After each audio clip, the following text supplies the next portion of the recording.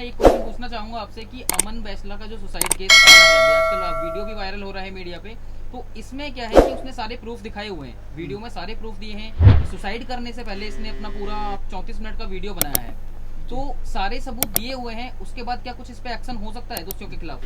हाँ देखिए, एक सुसाइड नोट होता है, एक डाइंग डिक्लेरेशन होता है। इस तरह की चीज़ें जो होती हैं उसके ऊपर कोई ज़्यादा क्वेश्चन नहीं होता। एविडेंस एक्ट में जब हम सेक्शन 32 में जाएंगे तो उसमें कंक्लूसिव प्रूफ है वो, कि अगर वो डाइंग डिक्लेरेशन दे रहा है, it is a dying declaration, क्योंकि वो मरने से पहले 30-32 मिनट 35 मिनट का उन्होंने वीडियो डाला है। तो इस पर पुलिस को कड़ी से कड़ी और तुरंत कार्रवाई करनी चाहिए। जैसा सुनने में आ रहा है, मेरे कुछ मित्र साथी वहाँ गए थे, पुलिस का वहाँ पर भी वही रवैया है। वहाँ पर लोगों को, उनके परिवार वालों को अंदर नहीं जाने दिया और अभी तक वहाँ FIR दर्ज नहीं हुआ। 4 दिन के बाद आज जब वहाँ पर किसी माननीय विधायक जी वहाँ पहुँचे, उत्तर प्रदेश के लोनी के, मेरे सुनने में आया, और लोग वहाँ के लोग पहुँचे और गुजर कम्युनिटी, चूँकि वो बैसला साहब गुजर कम्युनिटी से आते, वहाँ से कई लोग पहुँचे, वहाँ पे प्रेशर बना, ऊपर से कहीं उनको फ़ोन आया होगा कि अब इस मामले को टेकअप करो, तब जाके ये FIR लिखा गया।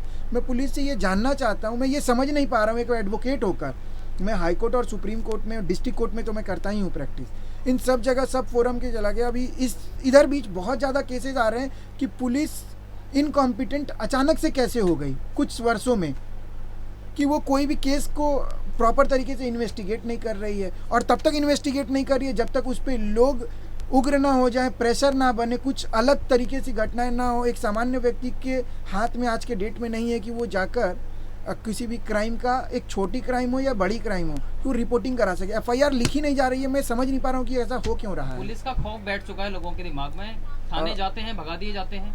खौफ तो नहीं कहेंगे साहब, आप इसको इस तरीके से कहिए कि पुलिस से डिस्ट्रस्ट, मतलब ये खौफ से ज़्यादा बुरा है कि लोगों पे से भरोसा उठ जाना।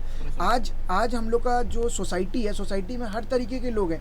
हमें, आपको, हमारे जुडिशियल जो जजेस हैं, इवन पुलिस वाले जब सिविलियन होते हैं तो हर किसी को कभी ना कभी पुलिस की आवश्यकता पड़ती है, और वो जो काम कर रहे हैं वाकई में बहुत सराहनीय काम जो उनको सौंपा गया है। लेकिन जिस तरीके से कर रहे हैं, कुछ भाई तो उसमें ऐसे हैं पुलिस वाले, मैं मिला हूँ उनसे, मेरे दोस्त के फादर हैं, मेरे कुछ दोस्त भी अच्छे अच्छे अधिकारी, IAS IPS, इवन कुछ आपके IO भी बने हैं जो SI रैंक के ऑफिसर हैं। मैं उन लोग से मिलता हूँ, बहुत अच्छा काम कर रहे हैं। लेकिन कुछ मुट्ठी भर लोग हैं जो कुछ कंसिडरेशन लेकर, कुछ फ़ायदा, पैसे को लेकर, प्रमोशन को लेकर या व्यक्तिगत संबंध को लेकर जो अपने ड्यूटी को कॉम्प्रोमाइज़ कर रहे हैं। इससे पूरी की पूरी पुलिसिया व्यवस्था पर, पुलिस की छवि पर एक बहुत बड़ा प्रश्न उठता है, जिसकी जिम्मेदारी एक वकील को और पुलिस दोनों की बनती है। क्योंकि अगर लोगों को सिस्टम पे भरोसा नहीं होगा तो लोग सिस्टम के पास आएंगे क्यों?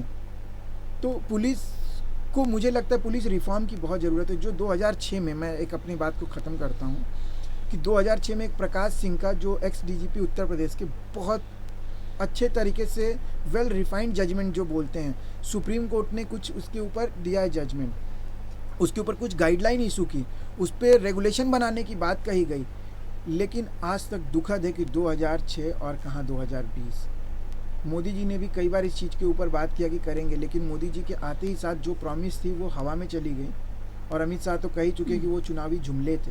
अगर वो चुनावी जुमले थे तब भी मैं बता देना चाहता हूँ आप PKD न्यूज़ के माध्यम से कि 2006 का जो सुप्रीम कोर्ट का डायरेक्शन था वो नहीं फॉलो किया गया। वो अपने आप में एक कंटेम्प्ट है, और इसके ऊपर हम बहुत जल्दी कंटेम्प्ट पिटिशन भी फाइल करने वाले हैं कि जो हमारी पुलिस है उसको रिफॉर्म की ज़रूरत है। क्योंकि अच्छे लोग जाते हैं पुलिस में, ऐसा क्या होता है कि कुछ साल के बाद उसी का हिस्सा बन जाते हैं और उसी पैटर्न में काम करते हैं। इसका मतलब हमारा सिस्टम में कोई ऐसा दीमक लग गया है जो सिस्टम को खाया जा रहा है, और जो लोग आ रहे हैं उससे भी वो लोग अफेक्ट हो जा रहे हैं।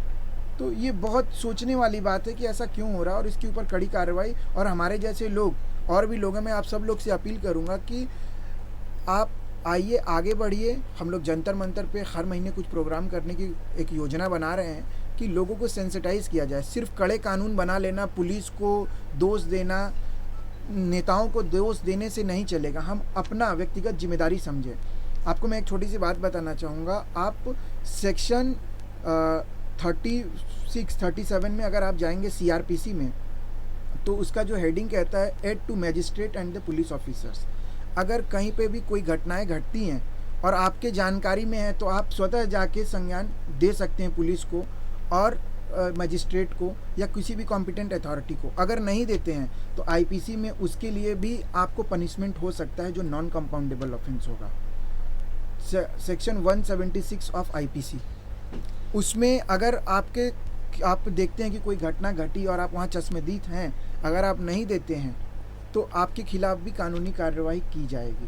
तो आप लोगों से अपील है कि आप अपना ड्यूटी समझिए, अपनी रिस्पॉन्सिबिलिटी समझिए और देश को बचाने के लिए, क्योंकि देश हमसे आपसे बना है, तो आप अपनी जिम्मेदारी समझिए और इस सोसाइटी को बचाने के लिए, सोसाइटी को आदर्श सोसाइटी बनाने के रास्ते में हमसे जुड़िए और हम सब लोग मिलके अपने सोसाइटी के लिए खुद ही संज्ञान लें। धन्यवाद। तो आज हमने बात की मिथिलेश जायसवाल जी से।